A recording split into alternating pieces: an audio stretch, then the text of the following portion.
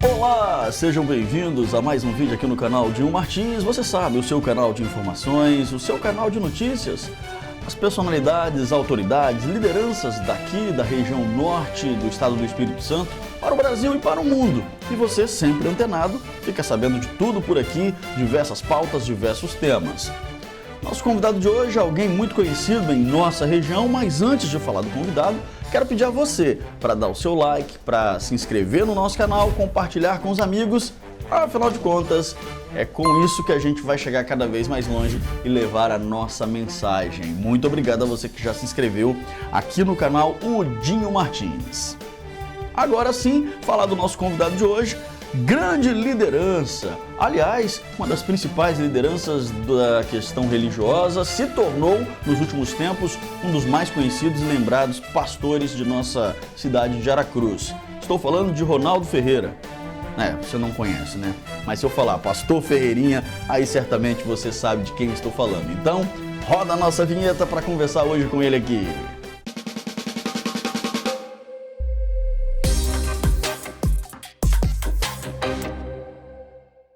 Seja bem-vindo, meu nobre, grande amigo, pastor Ronaldo Ferreira, o Ferreirinha. Ferreirinha. Boa noite para todos, boa noite, Dinho. Para a gente é uma alegria muito grande poder estar aqui nesse programa que tem abençoado muitas famílias, e que bom estar com você, que seja um tempo gostoso, de um bate-papo assim, bastante edificante. Tinha um tempão que eu tentava trazer, mas ô homem difícil, vou falar pra vocês uma coisa, hein? Pensa num cara difícil, tá aí, pastor Ferreirinha, uma agenda louca, de muito trabalho, né, pastor? Mas você sabe como é que traz, né? Você conseguiu, né? Que bom que deu certo pra gente estar aqui. Muito bem. Pastor, começar o programa aqui, o senhor iniciou um projeto, o projeto da Igreja Presbiteriana Manancial aqui em Aracruz. Começou lá bem pequenininho, né? Um projeto novo, um projeto diferente. Queria que o senhor falasse a concepção desse começo. É gostoso, né? Falar do início, dos desafios do começo. A gente chegamos em São Marcos no ano de 2006, quando era ainda uma pequena congregação da segunda igreja. Em 2007 nós mudamos para o bairro São Marcos. E foi amor à primeira vista, né? A congregação, e Juliana, a gente se apaixonou pela igreja, então a congregação.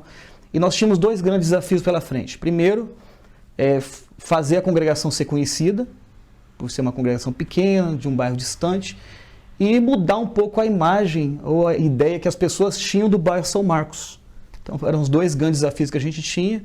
E a gente trabalhou em prol de vencer esses desafios e conseguimos. E a congregação Deus foi abençoando, foi crescendo, e pessoas foram chegando, foram conhecendo o trabalho, e cresceu e se tornou uma igreja hoje conhecida como Igreja Presbiteriana Manancial.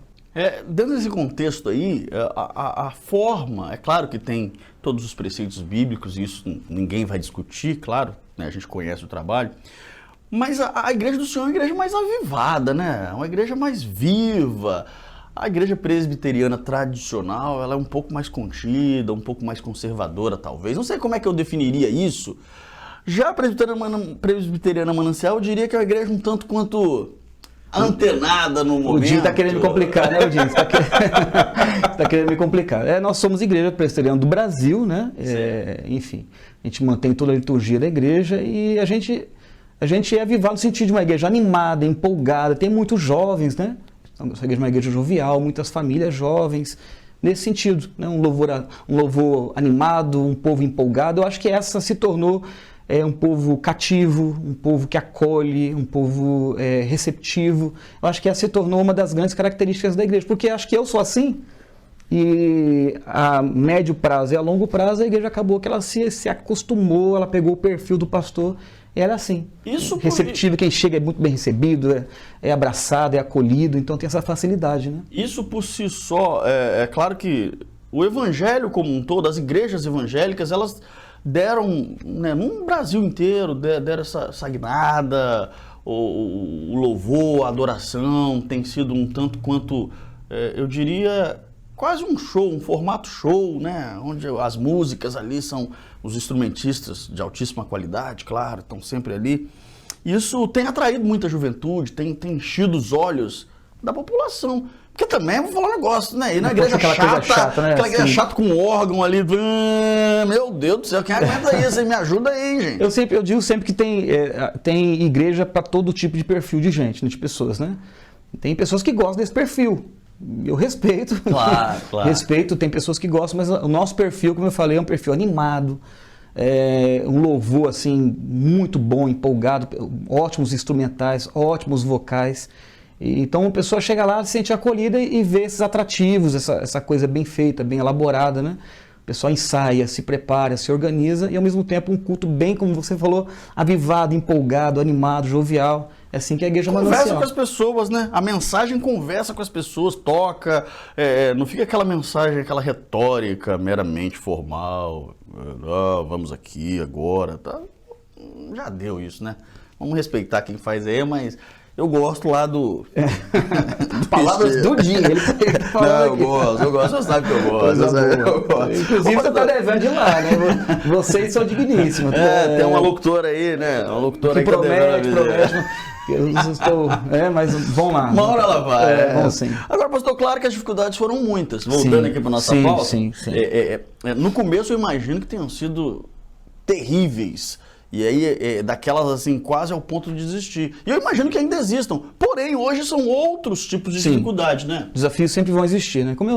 Quando a gente chegou em São Marcos, eu acho que eu resumo o nosso desafio em 2 grandes desafios, como eu falei, que era, primeiro, quebrar um pouco da imagem que Aracruz tinha do bairro São Marcos. Tinha uma imagem discrepante da realidade, né? E a gente tinha esse desafio. E também fazer com que aquela congregação pequena, quando eu cheguei lá, nós tínhamos 10, 12 pessoas congregando. Então era um lugar pequeno, tinha o espaço físico era um espaço pequeno, né?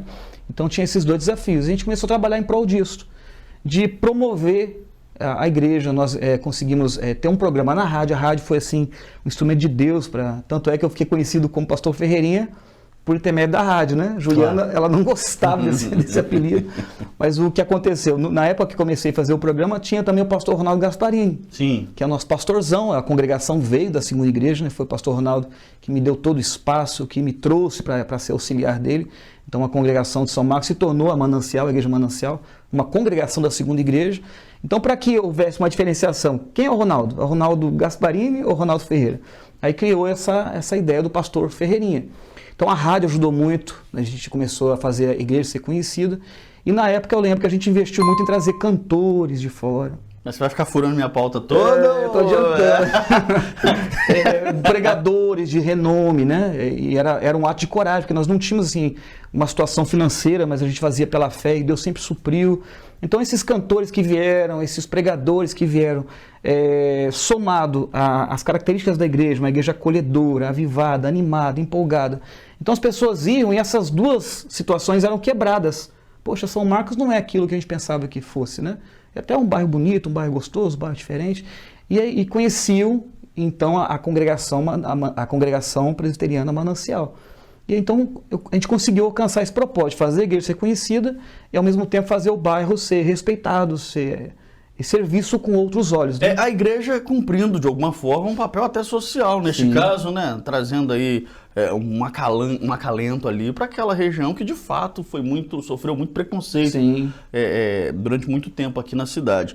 Agora, pastor... E hoje não, é um bairro hoje bem, bairro bem visto. Até porque antes ele era a ponta, hoje ele não é mais a ponta, ele já está no meio. Né? E hoje é um dos lugares, assim, quem não conhece, né, é um dos lugares que mais cresce em Aracruz, os mais promissores de Aracruz. Né? E São Marcos sempre foi um bairro de pessoas trabalhadoras, pessoas honestas, batalhadoras, e algumas situações que aconteciam que acabava que todo mundo ia naquele bojo e infelizmente ficava aquela imagem que foi quebrada, Odinho. Hoje é diferente. Claro. São Marcos hoje é um bairro extremamente qualificado e é bom de se viver lá, né? Um bairro bom. A própria estrutura do bairro melhorou, né? Acho que é por causa da igreja mesmo, né? A igreja...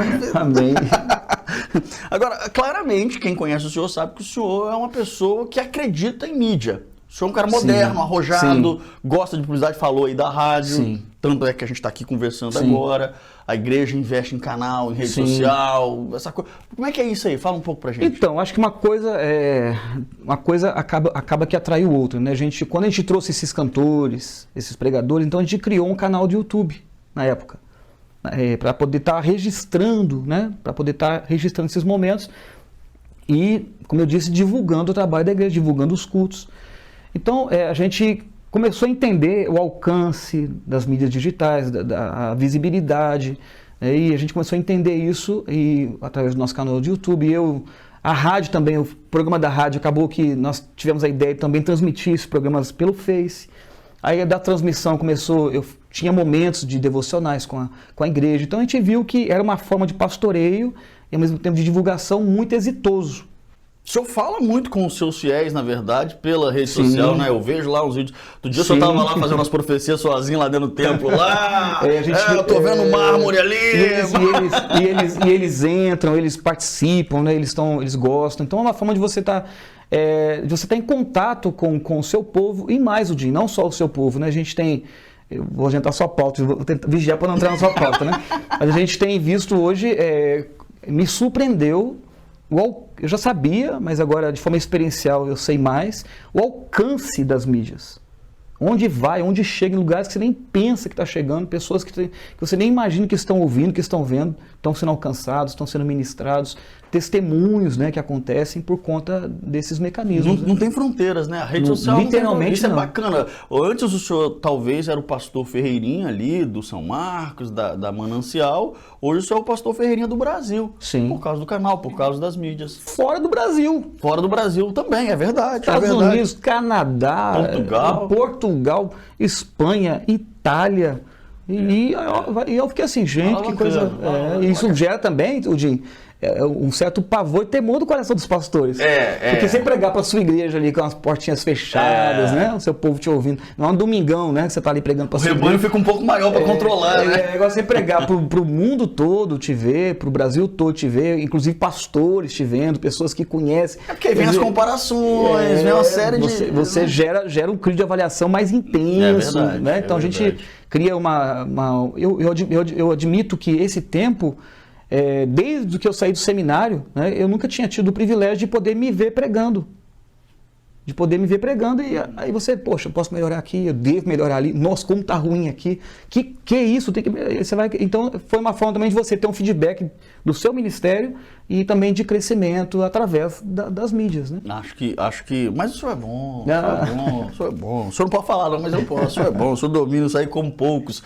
Logo nós vamos ter aí, quem sabe um conferencista aí, né, porque vai se espalhando, chega uma hora que começa, vai chegando, vamos trazer esse camarada aí para fazer umas conferências ou não. Mas vai, se depender do canal Dinho Martins, vai longe isso. Agora, 2020 não foi um ano fácil, pastor. Sim, foi um Nós tivemos desafio. aí essa questão dessa pandemia, coronavírus, tempo fechado por um tempo, depois aos poucos começou. Como é que a igreja lidou com tudo isso aí? Eu não posso falar em nome das igrejas, né? Eu conheço pastores que estão passando por situações difíceis, igrejas que fecharam, né? Infelizmente, igrejas que fecharam. Mas falando da Manancial, né? Eu digo assim que a igreja me surpreendeu. Em todos os sentidos, financeiramente falando, uma igreja que correspondeu, que honrou. A gente está chegando no mês de outubro aí sem dever nada a ninguém, né? Tudo certo, as nossas dívidas. E olha que a gente tem dívida, 3 lotes, dívida de construção, né? E todas as responsabilidades da igreja. A frequência também, nos cultos online, uma ótima frequência. A gente manteve os cultos de quarta-feira, a gente manteve os cultos de domingo e mantivemos ainda a célula online. Então são 3 cultos regulares, né? Então a presença também, a participação do povo foi uma participação maravilhosa. Agora, que tivemos prejuízos? Tivemos. Eu acho que agora eu vejo que os pastores eles estão recomeçando. É tempo de a gente remanejar, ressignificar muita coisa, aprender e entender que algumas coisas que aconteceram vão se eternizar. A gente vai ter que manter algumas coisas, algumas realidades, agora se tornar realidades que vão se eternizar. E agora observar e ver quais são os prejuízos que eu falo nas emoções. Claro. Porque eu entendo de muitas crianças hoje são viciadas em celular, viciadas em videogame, jovens, adolescentes que estão com o coração endurecido para o evangelho. Famílias que agora, que a gente foi impedido, eu, por exemplo, fui impedido de fazer o que eu mais gosto, que quem me conhece sabe que eu gosto de estar com ovelha, de visitar, né? Estava olhando umas fotos antigas do começo do ministério, eu visitando a cavalo. Então eu fui impedido de fazer o que eu gosto, que é visitar. Contato humano, né? Agora que eu vou poder voltar de novo e olhar no olho da ovelha, olhar para o casamento, olhar para os filhos, para ver como é que está a situação e para buscar estratégia em Deus para trabalhar essas situações. Então, prejuízos visíveis, surpresas, gratas surpresas e prejuízos que vão ser mensurados agora. Sim. Nesse retorno, né? Também louvo a Deus que a gente voltou para o templo novo, não tinha como voltar para o templo antigo, então a gente adiantou. Pela fé a gente fez ali uma porta, né, provisória, janelas provisórias e mudamos para o templo novo. E então eu tô até mesmo com o retorno, eu estou me surpreendendo. Uma frequência muito boa no culto de domingo, uma frequência muito boa no culto de quarta-feira e respeitando todo o protocolo. Né, distância, álcool gel, nosso povo, máscara. Nossos diáconos assim maravilhosos. A gente montou um grupo de recepção que foi treinado 1 mês de treinamento intenso, que tem trabalhado de forma exitosa, mas mesmo com todo o protocolo, evitando crianças, alguns idosos não indo e tudo aquilo que é prescrito, a gente tem tido uma frequência ótima domingo à noite, uma frequência ótima no culto de quarta-feira. Então, gratas surpresas, alguns desafios e coisas que ainda a gente vai mensurar, a gente vai ver qual foi o prejuízo real nas emoções, na vida espiritual do povo. Porque o que ficou para o nosso coração como igreja, como pastores, né, é que o quanto é verdadeiro quando a Bíblia diz que traz um prejuízo sobremodo grande o fato de nós não congregarmos. Isso ficou claro. Trouxe prejuízo em todas as áreas, de todas as maneiras. Então agora a gente como pastor, a gente vai começar a entender, mensurar e enxergar quais foram para a gente poder trabalhar a título de resolver essas situações. Aquela ovelha que deu uma esfriadinha ali. Aliás, dentro desse contexto do desafio, eu até imagino que um deles possa ser exatamente esse. Como é que eu convenço aquele camarada que acostumou na igreja Cristo em Casa? O culto, tá maravilha, né? Na minha Smart TV aqui, eu tô sendo ministrado pelo meu pastor, pela minha igreja, então tá tudo certo, pra que eu vou lá? Eu acho que esse vai ser aí, talvez, então, mas eu também tive uma surpresa nesse sentido. Por isso que é muito complicado você trazer uma leitura, eu estou trazendo da minha igreja, né? Claro. Que as pessoas voltaram com sede. A vontade de estar junto, a comunhão, né? Alguns que não vão ficam tristes, reclamam, a gente segura, porque eu sei que não pode, por conta de saúde, por conta de debilidades, então a gente segura. Mas também, eu vejo que esse acontecimento tem coisa boa. Pastor, tem coisa boa. Por exemplo, o movimento dos sem igreja, né? Perdeu muito da sua força com isso. Porque muitas pessoas viram, como eu falei no comecinho aqui, o quanto é prejudicial não congregar. Ouviam dos pastores, ouviam das igrejas, né? E não entendiam. Agora, experiencialmente, eles viram o quanto traz prejuízo o fato de você não congregar, de estar junto. É muito bom, você foi uma ferramenta e vai continuar sendo, a gente tem a ideia de manter, né, os cultos online, mesmo tendo culto presencial. Muito gostoso, estar em casa, com a esposa, com os filhos, vendo um culto tranquilo. Não preciso botar gravata, posso ficar... Nossa igreja não usa gravata, não. Não, mas eu estou dizendo aquele camarada mais formal, aquele mais formal. Que gosta de botar um sapato social, né? De repente ele vai lá e vai ficar... Posso ficar aqui na boa, com meu samba canção, assistir o culto tranquilão aqui. Mas é prejudicial e... Mesmo sendo muito bom estar em casa, com a esposa, com os filhos, né, no sofá, aquela coisa toda, mas a pessoa viu que estar na igreja tem um negócio diferente. Como você falou, louvor, tá junto. Energia, né? E a gente que não gosta muito de falar essa questão da energia. Que vontade que eu tô de dar um abraço, de beijar, de pegar no colo. As pessoas reclamavam que eu sou muito brincalhão, dou tapa na cabeça, bagunço o cabelo, né? Um dia desse chegou uma vez, pastor, que saudade que eu tô quando o senhor bagunçar o meu cabelo, pastor. E aí, deixa eu dar um testemunho aqui, que quem vai na igreja do pastor, funciona assim na igreja do pastor Ferreirinha, me corrija se eu estiver errado. Se você não tem intenção de ir para o céu, se você não tem intenção de ser crente, se você não tem intenção de ser bem tratado, eu vou dar um conselho, não vá não, irmão. Não vá não, fica na sua aí. Que se você for, você se apaixona, você não consegue parar demais. É um negócio contagiante lá. E é de coração, gente. É bacana isso. O que eu sou no púlpito, eu sou fora dele, né? Quem me conhece sabe disso. Então, reclamou, pastor, que saudade que eu tô do senhor bagunçar meu cabelo. Eu fui lá e baguncei o cabelo dele. Então, as pessoas viram, não é o pastor que fala, a preocupação do pastor não é outra, não ser essa mesmo, traz um prejuízo espiritual imensurável o fato de não congregarmos. Então, quando a gente voltou, o povo voltou mesmo e tá muito gostoso. Mesmo não sendo ainda a igreja ideal, não estando pronta. Você falou daquele vídeo que eu gravei do Facebook, né? Eu mostrando para o povo os desafios, né? Eu estou lembrando de quando eu cheguei lá naquela congregação de São Marcos, aí eu olhava, meu Deus, tem que colocar forro, meu Deus, não dá para ficar assim, tem que colocar o ventilador, o povo não pode ficar no calor. Parece que eu estou voltando de novo àquelas origens, né? Tá vivendo tudo outra vez numa plataforma ampliada. Agora macro, né? Agora o macro, pois é, são macro desafios. O senhor falando isso aí, naturalmente nos arremete à questão do gestor. Pastor, naturalmente, é uma pessoa que lidera, cuida da questão espiritual, né? A alma das pessoas, a salvação, que é o mais importante, a vida vindoura. Mas não é só isso. É preciso ser um gestor de pessoas, um gestor de negócios, porque a igreja, como você falou, comprou terreno, tem a construção, tem um pedreiro, enfim. Isso é um desafio e tanto, né? Então, é um grande desafio. Um grande desafio, porque eu sou assim meio, como eu digo para os meus presbíteros, eu sou meio louco, né? Eu sou um pastor, Odin, por isso que eu falo, a gente encontrou a igreja certa para o pastor certo. Porque eu sou um pastor que eu não vivo sem desafios. Eu sou movido a desafios, né? Então, a gente quando esteve em São Marcos, e a gente organizou a igreja em 27 de novembro de 2011, nós nem sabíamos como seria a arrecadação da igreja, como é que seria a vida financeira da igreja, não sabíamos de nada. E nós herdamos da segunda igreja 2 lotes na mesma rua, que era só construir. Só, entre aspas, né? Uhum. Só construir. Eu lembro que eu passeando, quando abriu o bairro Vila Sante, eu passeando naquele bairro, olhei para aqueles lotes e falei, meu Deus, é aqui. Eu falei, mas 2 lotes comprados, e eu então propus para o meu conselho, na época era o presbítero Júlio, o presbítero Heleno, e os 2 malucos também aceitaram, abraçaram, nem sabíamos como é que seria a arrecadação, como é que seria a vida financeira da igreja, e propusemos para a igreja, fizemos uma assembleia, a igreja mais doida que a gente aceitou, abraçamos, e compramos 2 lotes, negociamos aqueles lotes com uma estrutura pré-moldada, e hoje, depois de anos, está aí, o templo novo. Legal. Então, tem gente que pensa, estava andando com um jovem dia desse, ele falou, pastor, eu achava que o pastor não fazia nada, pastor. Ele pastor 2 dias comigo e falou, pastor, o que é isso?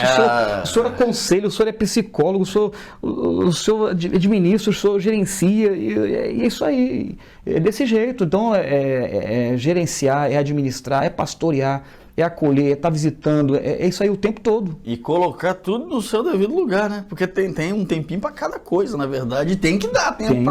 O dia só tem 24 horas, tem a parte do marido ainda. E o pastor presbiteriano, ele é o presidente da igreja, né? Ele é o responsável pela igreja junto com o conselho. Então, toda a responsabilidade é sobre ele, sobre os seus presbíteros, né? Eu acho que para caminhar, eu louvo a Deus pelo conselho que eu tenho, pelos presbíteros que Deus colocou do meu lado, né? Que pensam igual, caminham juntos, são amigos, né? Eu sempre digo, meus presbíteros são ovelhas antes de serem presbíteros, né? Então esse casamento deu certo. Dá certo, dá certo. A igreja visivelmente cresceu, né, pastor? Mas quais aí, vamos falar dos planos? Já que o senhor é movido a desafios, conte-nos um pouco mais. Agora, o que não falta agora, Dinho, é desafio, Dinho, é desafio.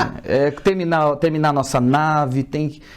colocar forro, não colocar forro, colocar piso, não colocar piso, e Deus já abençoou que nós conseguimos comprar 9 máquinas de ar-condicionado, já vai colocar as máquinas de ar-condicionado, então tem todo o término do templo. Ai, pastor, acabou. Não, aí tem todo o prédio, que nem começou ainda, que vai construir 2 andares. A questão administrativa, né? O prédio administrativo, você fala. 2 administrativo do lado do templo, a gente comprou, temos 3 lotes, né? Um lote e pouco é para o templo, e mais toda a lateral ali vai ser nosso prédio. A ideia é quantas pessoas no templo novo, pastor? Aquele templo ali hoje, ele acomoda 700 pessoas. A ideia é 700 pessoas. Não, é isso aí, o espaço físico é isso. 700 pessoas, rapaz. Não hoje por conta da pandemia, pra igrejinha, né? Que começou com 12, né? Com 12. Rapaz, olha, que coisa, hein? Que crescimento exponencial, né? Só ao Senhor toda a honra, glória, louvor e adoração. Só Ele, né? Muito bom, muito bom. Eu não participei do comecinho, mas eu participei foi no começo quase, hein? Mas foi bom, hein, rapaz, mas que coisa, hein? Só que hoje ninguém me conhece lá mais não, só você. Conhece sim. Esquece não. Agora, pastor, o senhor falou ali atrás sobre os eventos que ajudaram a alavancar, vamos chamar de marca para o pessoal entender melhor, a marca, o produto, Igreja Presbiteriana Manancial, se assim podemos dizer. O senhor investiu, isso foi uma estratégia, claro, visionário. Isso vai continuar porque deu uma parada, claro, a pandemia. Mas eu não vou aceitar a pandemia como resposta, não. Vamos imaginar que está acabando já a pandemia e aí vamos fazer o quê? Vem aí um grande lançamento, uma boa inauguração do Templo Novo. O que é que o senhor está pensando, hein? Eu acho que a gente precisa, ano que vem, né, fazer de fato fazer realmente o lançamento da igreja, mostrar a igreja, fazer um culto diferente. A ideia é que a gente traga alguém sim de fora. Mas eu acho que agora o foco da igreja, quando você fala como administrador, é a gente focar mesmo na construção. Cada centavo, a gente poder terminar ali para dar mais conforto para as pessoas, a igreja ficar mais bonita, um projeto lindo, né? Muito lindo o projeto, mas precisa alcançar esse propósito para ficar bonita, ficar atrativa. Mas eu pretendo continuar. Mas hoje a realidade não é como era há anos atrás. Hoje Sim. Tem cantor aí, pregador, que parece que estão meio fora da realidade. Celebridades aí, né? Viraram estrela, assim. Eu entrei em contato um tempo atrás com alguns cantores aí que você fala assim, gente, isso não é normal, não é certo, não tem como. Né? Cantor que pede aí 10, 15 mil para cantar numa igreja. Não, o cara vem cantar 1 hora. É claro que se você for comparar isso ao mercado secular, não é nada. Óbvio, alguém vai dizer isso. Então já estou me antecipando. Pô, mas o show do Gustavo Lima é 300 mil. Mas, gente, o público gospel funciona diferente. Sim. A igreja, ela não vende ingresso. Você lidar com o dinheiro santo, você pegar, no meu contexto, né, de uma igreja de pessoas guerreiras, nossa igreja é uma igreja diferente, pessoas fiéis, né? E você pegar esse dinheiro, você investir 15 num cantor, tem que ser assim, uma situação assim, eu acho que essa pandemia também, essa situação que surgiu, vai fazer algumas pessoas repensarem, ressignificar seus ministérios, mas a Igreja Manancial tem esse perfil, o povo gosta de trazer eventos, de fazer eventos, e Deus vai dar estratégia para nós. De alguma forma, vai acontecer coisa boa. Vai se reinventar, porque isso é típico do senhor. Sim, não, vai ter coisa boa aí. Vamos criar uma situação. Pastor, já dá para a gente pensar em... Porque a igreja ela trabalha com células, né? Sim, trabalha. Já dá para a gente pensar já numa congregação, já? Eu acho que próximo, eu acho que é natural, Dinho. Eu acho que é uma coisa natural que vai acontecer naturalmente. Eu já espero, sim. Já tenho já tem alguns vislumbres, algumas possibilidades, mas eu acho que vai acontecer, sim. Porque a igreja trabalhando em célula, automaticamente você tem boas ferramentas e bons líderes. Pessoas treinadas, pessoas que conseguem dar um estudo, conseguem pregar. E nada melhor que você ter uma congregação para colocar esse pessoal para executar o aprendizado. Para trabalhar, para colocar em prática. Mas eu acho que é natural. Daqui a pouco... 700 lugares, daqui a pouco vai encher de novo. Não vai caber, né? E a ideia não é que construamos mais, a ideia chegou, tá bom. Porque... Tá bom, 700 mil. Igreja não é um estádio de futebol, nós vamos fazer para 25 mil pessoas. Não tá tem bom, 710, tá bom. Tá bom, 750, 800. Só mais um puxadinho. 810, mas aí chegou no limite que a gente agora vamos agora então trabalhar com congregações, né? Eu louvo ao Senhor, ninguém cresce à toa e ninguém cresce sozinho, gente.